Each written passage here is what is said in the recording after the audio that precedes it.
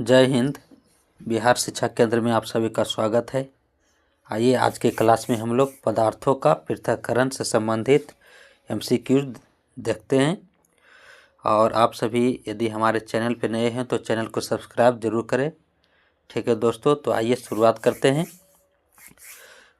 Question number 1 क्या है? चाय बनाते समय जो है चाय की पत्तियों को द्रव से किस विधि द्वारा पृथक किया जाता है? तो चाय बनाते समय चाय की पत्तियों को जो द्रव से अलग करते हैं वो कौन सी विधि के द्वारा किया जाता है? थ्रेसिंग, चालन, निष्पादन या वाष्पन? कौन सी विधि हो जाएगा? तो चालन। सही उत्तर है option number B. Option B is the right answer. तो चालन जो है सही उत्तर हो जाएगा। चाय की पत्तियों को द्रव से अलग करने के लिए चालनी यानी छलनी का जो है उपयोग किया जाता है, जिसे निस्यंदन भी कहते हैं। चलिए अगला क्वेश्चन है, सूखे पौधों की डंडियों से अन्य कणों को पृथक करने के प्रक्रम को क्या कहते हैं? सूखे पौधों की डंडियों से अन्य कणों यानी अनाज को अलग करने की प्रक्रिया को क्या कहते हैं? हस्तचयन की, थ्रेसिंग की, निष्पादन या चालन? तो क्या हो जाएगा? थ्रेसिंग। हम लोग जो थ्रेसिंग के माध्यम से अनाज को अलग करते हैं। तो डंडियों को पीटकर उनसे अनाज के दानों को अलग करने की प्रक्रिया क्या कहलाता है? थ्रेसिंग कहलाती है। क्वेश्चन नंबर 3 निष्पादन विधि का मुख्य सिद्धांत क्या है? निष्पादन विधि का मुख्य सिद्धांत क्या है? ऑप्शन ए अवयवों के रंग में अंतर, या अवयवों के आकार में अंतर, या भारी और हल्के अवयवों के भार में अंतर, या अवयवों की घुलनशीलता? क्या हो जाएगा सही आंसर? निष्पादन विधि का मुख्य सिद्धांत क्या है? क्या हो जाएगा सही आंसर? ऑप्शन सी भारी और हल्के अवयवों के भार में अंतर। निष्पादन का उपयोग जो है पवन या वायु के झोंकों द्वारा भारी अन्य कणों से हल्के भूसे को पृथक करने में किया जाता है। तो निष्पादन का उपयोग जो है पवन या वायु के झोंकों द्वारा भारी अन्य कणों यानी अनाज के कणों से हल्के जो भूसे होते हैं उनको अलग करने में किया जाता है इसका प्रयोग। अगले क्वेश्चन की ओर चलते हैं। क्वेश्चन नंबर 4 अनाज से पत्थर के टुकड़ों को पृथक करने के लिए कौन सी विधि सबसे उपयुक्त है? यदि अनाज से पत्थर के टुकड़ों को अलग करना है तो निम्न में से कौन सी विधि जो सबसे ज़्यादा उपयुक्त है? तो हस्तचयन, थ्रेसिंग, चालन की वाष्पन? क्या हो जाएगा सही आंसर? हस्तचयन। यदि अशुद्धियाँ जैसे पत्थर आकार में बड़ी और मात्रा में क्या कम हो तो हस्तचयन सबसे सुविधाजनक विधि है। अगला क्वेश्चन है, मिश्रण में जल मिलाने पर भारी अवयवों के नीचे तली में बैठ जाने को क्या कहते हैं? अगला क्वेश्चन क्या है कि मिश्रण में जल मिलाने पर भारी अवयव जो होते हैं नीचे तली में बैठ जाने को क्या कहते हैं? इसी को तो इसे क्या बोलते हैं? अवसादन। क्या बोलते हैं? अवसादन। Option C.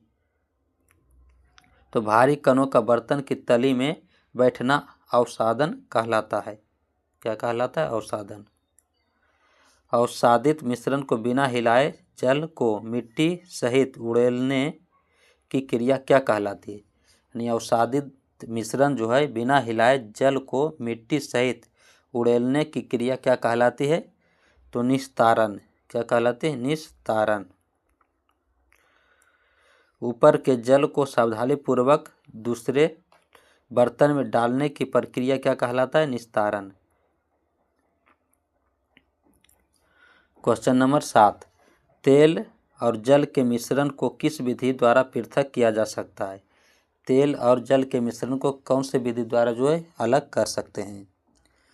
तो ऑप्शन सी हो जाएगा राइट आंसर, अवसादन और निस्तारण।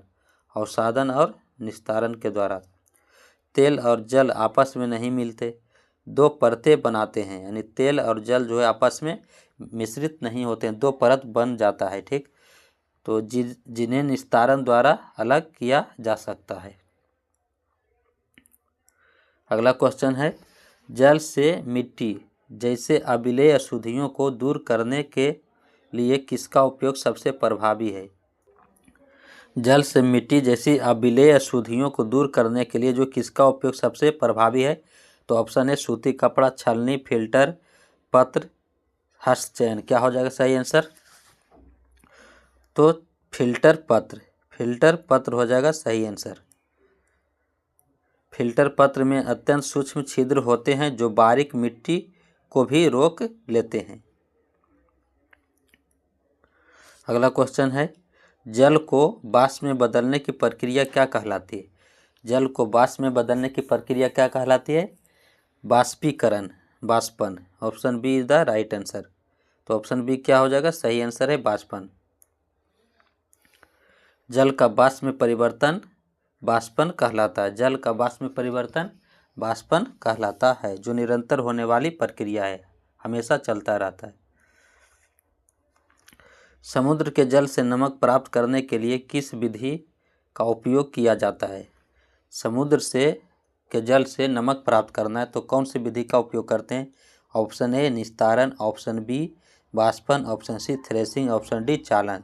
तो थ्रेसिंग तो ये नहीं होगा, चालन भी नहीं होगा, निस्तारण भी नहीं, तो क्या हो जाएगा? वाष्पन। बी जो है सही आंसर है वाष्पन। तो सूर्य के प्रकाश से समुद्र का जल वाष्पित हो जाता है और ठोस लवण जो होता है यानी कि नमक नीचे रह जाते हैं। जल वाष्प से उसकी द्रव अवस्था में परिवर्तित होने की प्रक्रिया क्या है? यानी जल जो है वाष्प से द्रव अवस्था में बदलता है तो कौन सी प्रक्रिया होता है? तो कौन सी प्रक्रिया है? वाष्पन, संघनन, निस्यंदन के अवसादन। तो क्या हो जाएगा? संघनन। यानी जल का वाष्प से द्रव अवस्था में परिवर्तन संघनन कहलाता है। क्या कहलाता है? संघनन। वाष्प का ठंडा होकर पुनः जल बनना संघनन कहलाता है। ऐसा विलयन जिसमें और अधिक पदार्थ नहीं घुल सकता उसे क्या कहते हैं? तनु विलयन, संतृप्त विलयन, असंतृप्त विलयन, कोलाइडल विलयन। क्या हो जाएगा सही आंसर? ऐसा विलयन जिसमें अधिक पदार्थ को और नहीं घुला सकते वो कौन सा हो जाएगा? संतृप्त विलयन। ऑप्शन बी सही आंसर है संतृप्त विलयन। जब निश्चित मात्रा के जल में और अधिक नमक या चीनी नहीं घुलती तो वह संतृप्त विलयन बन जाता है। कैसा विलयन बन जाता है? संतृप्त विलयन। क्या गर्म करने पर संतृप्त विलयन में अधिक पदार्थ घोला जा सकता है? तो हाँ, गर्म करने पर जो अधिक पदार्थ घोला जा सकता है।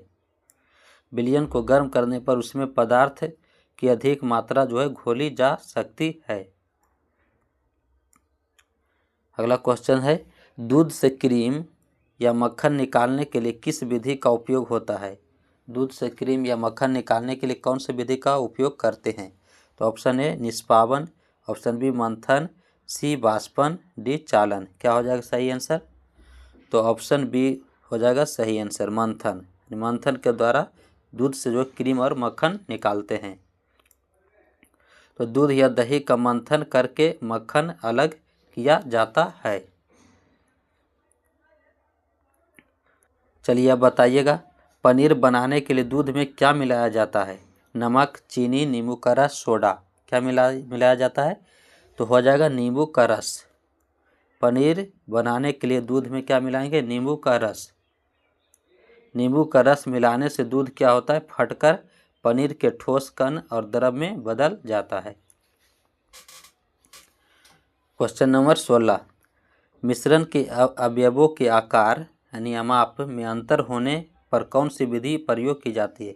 मिश्रण के अवयव के आकार में जो अंतर है तो कौन सी विधि प्रयोग की जाती है? वाष्पन, चालन और निस्यंदन, थ्रेसिंग, संघनन। क्या हो जाएगा? चालन और निस्यंदन। ऑप्शन बी सही आंसर है, चालन और निस्यंदन। कणों के आकार में अंतर होने पर छलनी यानी चालन या फिल्टर निस्यंदन का उपयोग होता है। चलिए अगला क्वेश्चन है, रेत और रेत और नमक के मिश्रण को पृथक करने के लिए विधियों का सही क्रम क्या है? बाष्पन, निस्यंदन, जल में घोलना, फिर निस्यंदन, फिर बाष्पन, उसके बाद संघनन, थ्रेसिंग, हस्तचयन, केवल निस्तारण। क्या हो जाएगा सही आंसर? तो ऑप्शन बी हो जाएगा सही आंसर। सबसे पहले जल में घोलना, उसके बाद निस्यंदन, फिर बाष्पन, फिर संघनन। तो पहले जल में घोलकर रेत अलग करते हैं, उसके बाद यानी बाष्पन और संघनन से नमक और जल प्राप्त करते हैं। आटे से चोकर अलग करने के लिए किस विधि का उपयोग किया जाता है? आटे से चोकर अलग करने के लिए ये तो चालन विधि का प्रयोग करते हैं। आटे के छोटे कण छलनी से निकल जाते हैं और चोकर ऊपर रह जाता है। कपास से बीजों को अलग करने की प्रक्रिया को क्या कहते हैं? कपास से बीजों को अलग करने की प्रक्रिया को क्या कहते हैं? ओटना। क्या कहते हैं? ओटना। क्या कहलाता है? ओटना। रेशों से बीजों को पृथक करने के लिए कपास को ओटा जाता है। निस्तारण विधि का उपयोग किनके लिए नहीं किया जा सकता? किनके लिए नहीं किया जा सकता?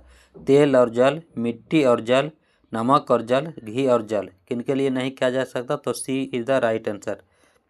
सी क्या हो जाएगा? सही आंसर। नमक और जल के लिए जो है निस्तारण विधि का उपयोग नहीं किया जा सकता। क्यों? क्योंकि नमक जल में जो है पूरी तरह घुल जाता है, इसलिए इसे निस्तारण यानी उड़ेल कर अलग नहीं किया जा सकता। पंकील यानी गंदे जल को साफ करने के लिए फिटकिरी का उपयोग किस प्रक्रिया के अंतर्गत आता है? तो कौन सी प्रक्रिया के अंतर्गत आता है? बाष्पन, भारण, थ्रेसिंग, संघनन। क्या हो जाएगा सही आंसर? भारण, लोडिंग। भारण।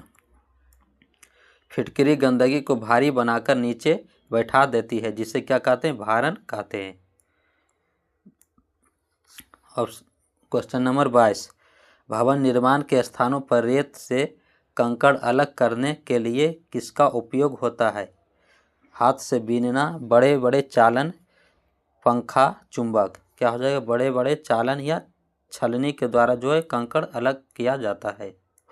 तो बड़े चालनों का उपयोग करके रेत से पत्थर जो है पृथक किए जाते हैं। यदि किसी विलयन को ठंडा किया जाए तो उसकी घुलनशीलता पर क्या प्रभाव पड़ेगा? यदि किसी विलयन को ठंडा किया जाए तो उसकी घुलनशीलता पर क्या प्रभाव पड़ेगा? घटेगी। उसकी घुलनशीलता क्या हो जाएगी? घटेगी। ठंडा करने पर घुला हुआ पदार्थ जो है पुनः तली में बैठने लगता है, यानी घुलनशीलता घटती है।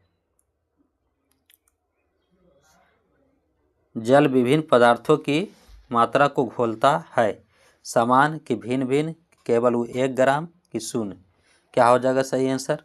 जल जो है विभिन्न पदार्थों की भिन्न भिन्न मात्रा को घोलता है, अलग अलग मात्रा को घोलता है। जल में नमक, चीनी आदि विभिन्न विलेय पदार्थों की घुलने वाली मात्रा जो है अलग अलग होती है। अगला क्वेश्चन है, फलों के रस से बीजों को अलग करने के लिए कौन सी विधि अपनाई जाती है? तो कौन सी विधि अपनाई जाती है? कौन सी विधि अपनाई जाती है? निस्यंदन। क्या हो जाएगा? निस्यंदन। पीने से पहले रस को छानकर यानी निस्यंदन ठोस कणों को अलग किया जाता है। पीने से पहले रस को छानकर ठोस कणों को अलग किया जाता है। क्वेश्चन नंबर 26, थ्रेसिंग मशीनों का उपयोग कब किया जाता है? जब अनाज की मात्रा बहुत कम हो, जब अनाज की मात्रा अत्यधिक हो, जब अनाज को धोना हो, जब अनाज को पीसना हो। तो क्या हो जाएगा? थ्रेसिंग मशीन का उपयोग कब करते हैं? जब अनाज की मात्रा बहुत अधिक हो यानी अत्यधिक हो। अत्यधिक मात्रा में अनाज को डंडियों से अलग करने के लिए मशीनों का जो है उपयोग होता है। क्वेश्चन नंबर 27, निस्यंदन के लिए प्रयोगशाला में किसका उपयोग किया जाता है? फिल्टरेशन। निस्यंदन के लिए प्रयोगशाला में किसका उपयोग किया जाता है? तो फिल्टर पत्र का उपयोग करते हैं। किसका करते हैं? फिल्टर पत्र। फिल्टर पत्र को शंकु अनिकोण के रूप में मोड़कर कीप में लगाकर निस्यंदन किया जाता है। पदार्थों को पृथक करने का मुख्य उद्देश्य क्या है? पदार्थों को पृथक करने का मुख्य उद्देश्य क्या है? ऑप्शन ए हानिकारक अवयवों को दूर करना, कि अनुपयोगी पदार्थों को हटाना, उपयोगी घटकों को अलग से प्राप्त करना, कि उपरोक्त सभी। क्या हो जाएगा सही आंसर? उपरोक्त सभी। उपरोक्त सभी। हम अशुद्धियां हटाने और उपयोगी पदार्थों के अलग उपयोग के लिए पृथक्करण करते हैं। रेत और जल के मिश्रण में रेत नीचे क्यों बैठ जाता है? यह क्वेश्चन जो है आप सभी के लिए है, इसका आंसर जरूर बताइएगा कमेंट बॉक्स में। 2 क्वेश्चन जो आप सभी के लिए दिया जा रहा है। क्वेश्चन नंबर 30, केतली की टोटी से निकलती भाप को बर्फ वाली प्लेट से ठंडा करने पर क्या प्राप्त होता है? तो 2 क्वेश्चन जो आप सभी के लिए है, कमेंट बॉक्स में ज़रूर बताइएगा इसका आंसर। ठीक है दोस्तों, तो आज की क्लास यहीं तक रखते हैं। यदि आप सभी को क्लास अच्छा लगता है तो लाइक शेयर ज़रूर करें और कमेंट बॉक्स में अपना फीडबैक ज़रूर दें। ठीक है दोस्तों, धन्यवाद।